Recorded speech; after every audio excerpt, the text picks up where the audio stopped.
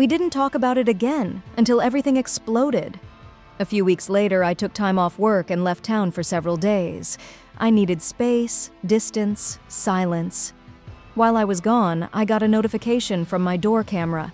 Someone was standing outside my house. It was Marlon's parents. They rang the bell, knocked, waited. I spoke to them through the camera and said Marlon wasn't home and was likely at work. I asked what they needed. They immediately launched into complaints. How disappointed they were in him, how he wasn't earning enough, how they needed more money for legal fees, medical bills, debts. Then his father added something that made my stomach turn. He said Marlon needed to buy him a new pickup truck because the old one had been repossessed. Then his mother asked me a question that crossed a line I didn't even know existed.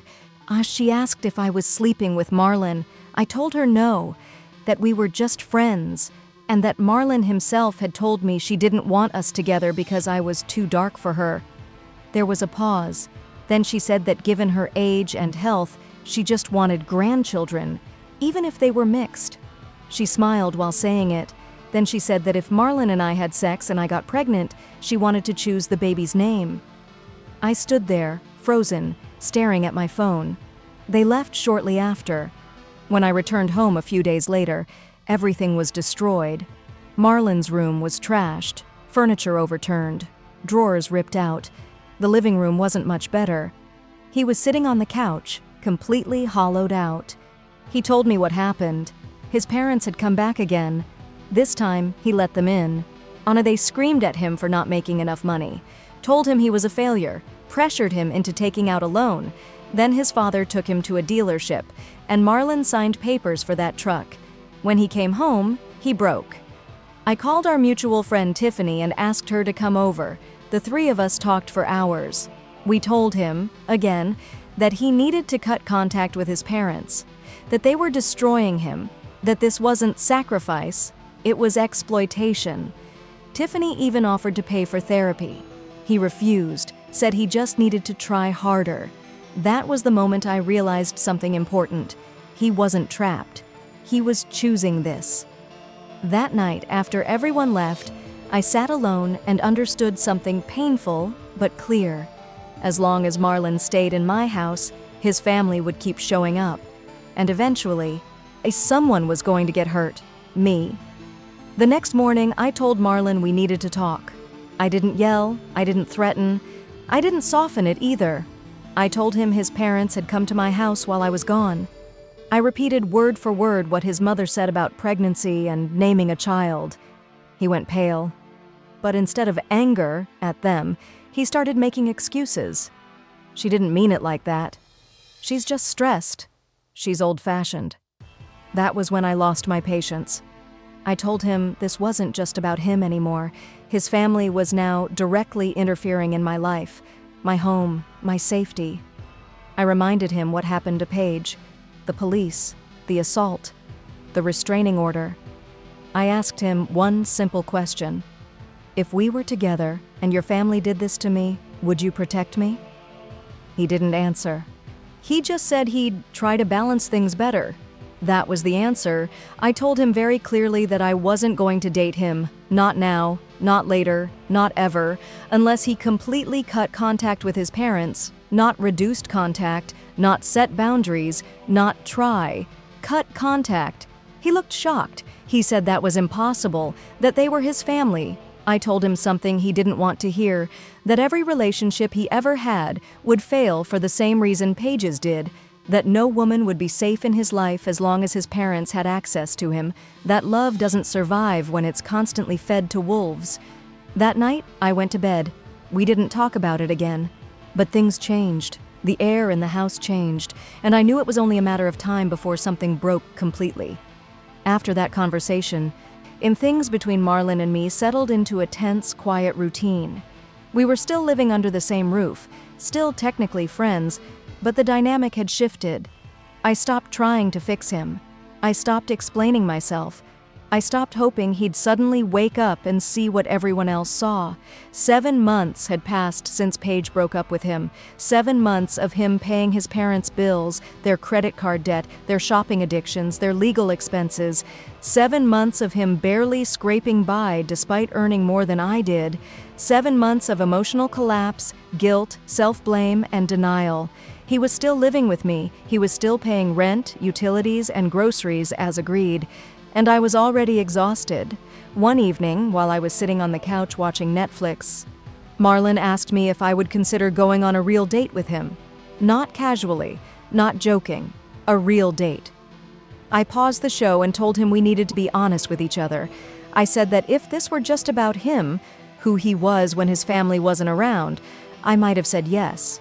He could be kind, thoughtful, emotionally open. I had seen that version of him before. But his family wasn't background noise. They were the main problem. I asked him how he imagined a future working if we were together, if we got married, if we had kids. How would he support our household while financially carrying 3 unemployed adults? Would he expect me to help pay for his parents? Would they expect access to our home? Would they feel entitled to my money, my body, my children? He said he would try to find a balance. He said maybe I could help his parents occasionally, just to keep the peace. Then he added something that made my stomach drop. He said his parents probably wouldn't care that I wasn't white, as long as I followed their rules.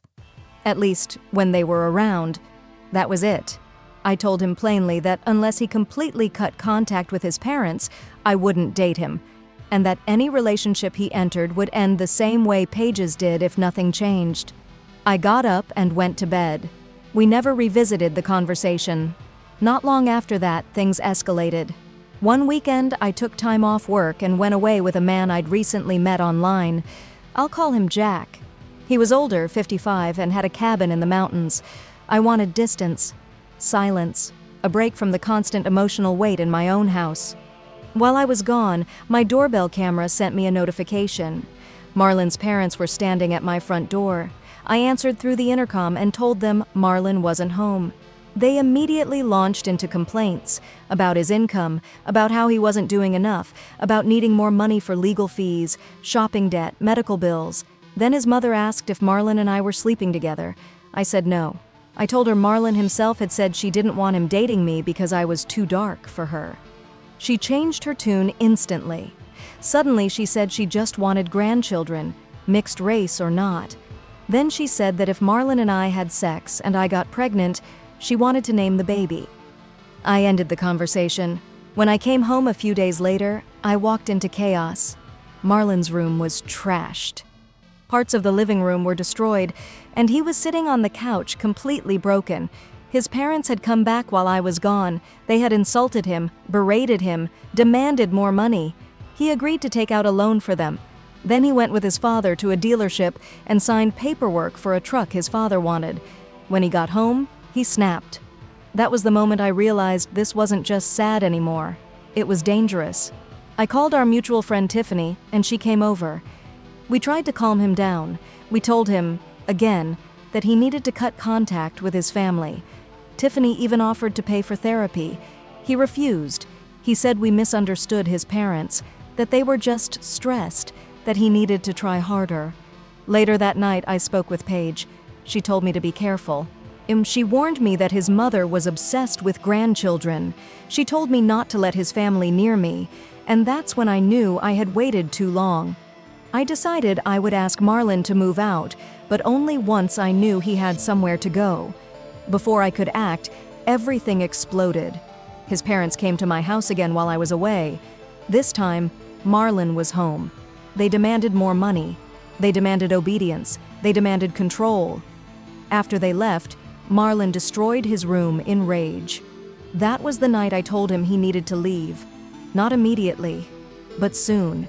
And that was when the story stopped being just mine, because Paige came forward and told her side, and everything became even darker. The first time I realized how dangerous his family really was wasn't when they insulted me, or when they demanded money, or even when they tried to control my life. It was the moment his mother looked me straight in the eyes and calmly discussed what she would name my future child, a child I was never planning to have with her son, as if my body, my home, and my future already belonged to her. That was when everything finally clicked. I'm 30 years old. I work a stable federal job. I own my space, my life, and my peace. And yet, for months, I found myself slowly getting pulled into someone else's family nightmare, one that had already destroyed the woman before me. I've known Marlon since college. We're the same age, graduated together, stayed friends afterward. Our offices ended up 5 minutes apart, so we'd meet for lunch. I'll complain about work, talk about life. He was always kind, thoughtful, soft-spoken, the type of guy who listens more than he talks, the kind you trust without thinking twice. Last October, his girlfriend of 3 years, Paige, kicked him out. He showed up at my place exhausted, embarrassed, carrying 2 bags and a look I'd never seen on him before. She'd ended things abruptly, he said. He didn't go into detail. I let him stay with me, temporarily. That was my first mistake. Paige wasn't just some ex. She's strong in a way that makes insecure people uncomfortable. Tattoo artist, studio owner, covered in ink, outspoken, confident, openly bisexual, unapologetically liberal. She owns her house. She owns her business. She doesn't shrink for anyone. And Marlon's family hated her. When he comes from a deeply conservative evangelical family from Mississippi. They moved to California during the pandemic, not because they wanted a new life, but because they wanted to be closer to his money. His mother doesn't work. His father lives on benefits. His older brother Ryan is unemployed and fully dependent on the family. And Marlon? Marlon pays for everything. Rent, food, internet, shopping, emergencies, debt, legal fees, all of it. Despite that, they constantly belittle him, mock him, call him ungrateful, a disappointment. They treat Ryan like a golden child and Marlon like a failure, while draining him dry. Paige tried to warn him. So did I. So did his friends. He never listened. When his family criticized Paige's tattoos, her flags, her beliefs, her independence, Marlon didn't defend her. He asked her to compromise. Cover up. Take things down. Be quieter, softer, easier for them to swallow. She refused. Things escalated when his family started demanding money directly from her. That's the part he never told me. After he moved in with me, curiosity got the better of me. I reached out to Paige just to hear her side. She asked to meet in person. Over tea, she told me everything Marlon had left out. His mother and brother showed up at her tattoo studio demanding money. They claimed that since she was his partner, her income was essentially theirs. When she refused, Ryan jumped the counter and tried to open the register. When she called the police, his mother hit her, tried to rip the phone out of her hands. Customers intervened. Cameras caught everything. His mother and brother were arrested. Paige pressed charges. And when Marlon found out, and he didn't ask if she was okay, he begged her to drop the charges. He begged her to lie to the police. He begged her to choose his family over her own safety. That's when she ended it for good. Sitting there listening to her, I felt sick because I realized something I didn't want to admit yet. That family wasn't just toxic. They were dangerous, and Marlon was still choosing them. When I confronted him, he minimized everything, said it was a misunderstanding, said Paige overreacted, said he was just trying to keep peace. I told him the truth, that peace built on silence and self-destruction isn't peace at all. Months passed. He stayed in my house, paid a small rent, still sent most of his paycheck to his parents, still defended them, still believed if he tried harder, they'd finally love him. Then one night, I'm sitting on my couch watching Netflix. He asked if I'd ever consider going on a real date with him. I paused the show, and I told him the truth. I told him that without his family in the picture, he was kind, supportive, emotionally present. Someone I could have seen myself with. But his family wasn't gone. They were everywhere. I asked him how he imagined a future. Marriage, kids, a household, while funding 3 grown adults who despised boundaries. I asked whether he expected me to support them too. He hesitated. Then he said maybe I could help sometimes, for the sake of harmony. That's when I told him no, not just no to dating, but no to that entire future. We stopped talking about it, or so I thought. A few weeks later, while I was away on a short trip, his parents showed up at my house. Through the door camera, they complained about him not earning enough, about their debts, about needing more money. Then his mother asked if I was sleeping with him. When I said no, she shrugged and said that maybe it didn't matter. She just wanted grandchildren anyway. She even mentioned names. That was the moment I understood exactly what Paige had escaped, and exactly what I needed to do next. She said it so casually, like my body was a contingency plan, like my consent was a technicality. I ended the conversation through the intercom and stood there for a long time, staring at the wall, trying to shake the feeling that something had crawled under my skin. When I got back home, everything finally exploded. Marlon was sitting on the couch, pale, shaking, surrounded by destruction. His room looked like a storm had hit it. A chair overturned, a lamp smashed, with drawers ripped out and thrown across the floor. He told me his parents had come again. This time, he let them in. They screamed at him for not making enough money, accused him of being selfish, demanded he take out a loan to cover his mother's credit card debt and his father's expenses. And eventually, he agreed. He signed paperwork for a loan he couldn't afford. He went with his father to buy the truck his father wanted. When he came home, the weight of it all finally hit him, and he lost control. I felt sympathy. I really did. But I also felt something else rising underneath it. Fear. Because this wasn't just his life collapsing anymore. His family had started reaching into mine.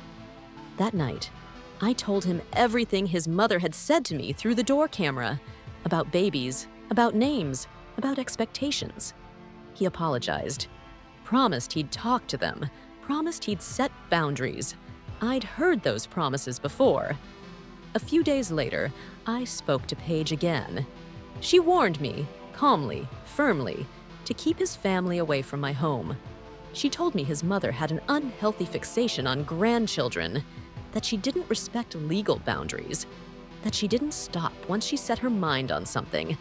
I believed her. What I didn't expect was how quickly things would spiral.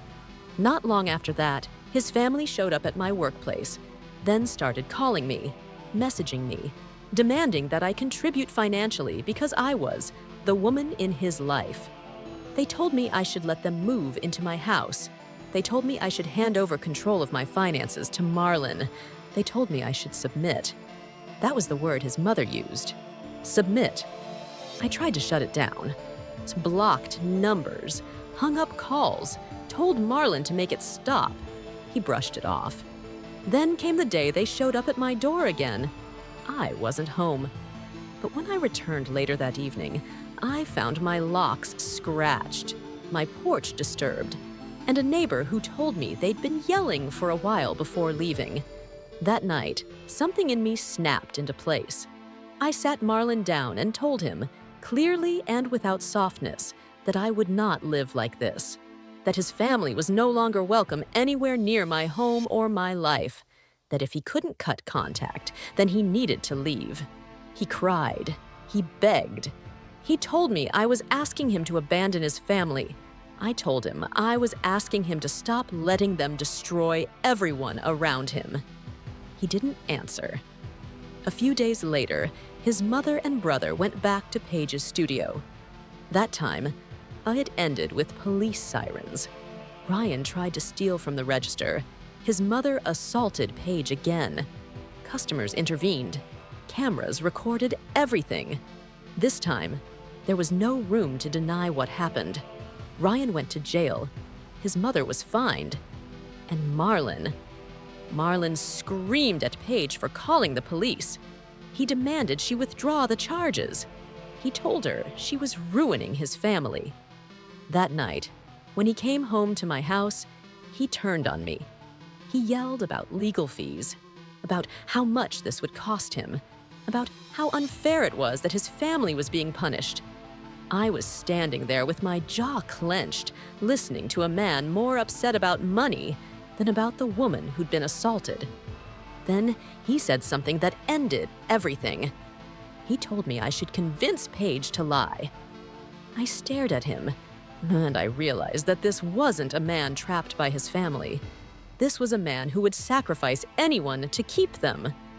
I told him to pack his things. I gave him a deadline. I told him if he was still in my house after that date, I'd involve the police. He begged. He cried. He promised therapy, promised boundaries, promised change. I told him I'd heard enough promises. I stayed with a friend while he moved out, changed the locks the moment he left. For the first time in months, my house felt quiet, safe. And then, weeks later, he showed up again, on my porch, waiting. This time, I didn't open the door. And this time, I didn't hesitate to make it clear that if he ever came back uninvited, I would protect myself legally and without guilt. That was the last conversation we ever had. I later learned he moved states to live with a relative. He finally stopped paying for his parents. He lost his job, started over. I don't know if he ever learned, but I did. Love isn't quiet endurance. It isn't self-erasure. And it sure as hell isn't sacrificing your safety so someone else can feel like a good son. I didn't lose a relationship. I escaped one. And I will never open that door again. That's where the story ends. Thanks for watching. Let me know what you think of this story in the comments. Subscribe to the channel and see you next time.